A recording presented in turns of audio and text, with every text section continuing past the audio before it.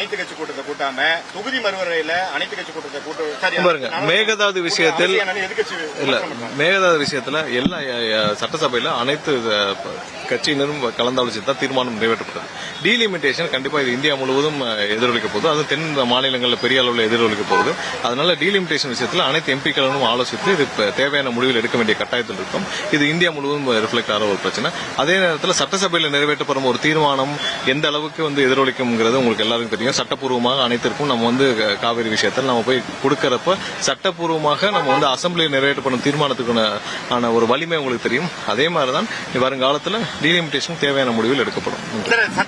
மேகதாது விவகாரத்தில் அனைத்து கட்சி கூட்டம் எப்ப கூட்டப்படும் எதிர்பார்க்கலாமா சார்? தமிழ்நாடு அரசு கூட்டமா? இல்ல, அதுல தேவையான இதே இல்லை. ஏன்னா எல்லா கட்சிகளும் ஒருமித்த கருத்தில் இருந்தா தானே நீங்க அனைத்து கட்சி கூட்டத்தை கூட்ட முடியும். இதுல திமுகவும் அதிமுகவும் அவங்க பாரதிய ஜனதா கட்சியோட ஒன்றிய அரசு ஜல்சக்தி துறை அமைச்சர் என்ன சொல்றா அதுதான் அவங்க சொல்றதுக்கான முடிவுகள் இருக்காங்க. அதனால அதுல கூட்ட வேண்டிய அவசியம் இல்லாத கட்சிகளும் இருக்காங்க. அவங்களும் எங்களை அழைச்சி எங்களுடைய கருத்துக்களை கேட்கணும் அப்படின்னு சொன்னாங்க. இல்ல, இப்போ அதுக்கு சட்டசபையில கூட்டி முடிவெடுத்த பிறகு அதுக்கான தேவை இருக்க போற தெரியவில்லை. ஆனால் டீலிமிட்டேஷனுக்கு கண்டிப்பாக இன்னைக்கு நடந்த கூட்டம் மிகவும் பயனுள்ளதாக இருக்குது. அடுத்த கட்டத்துக்கு என்ன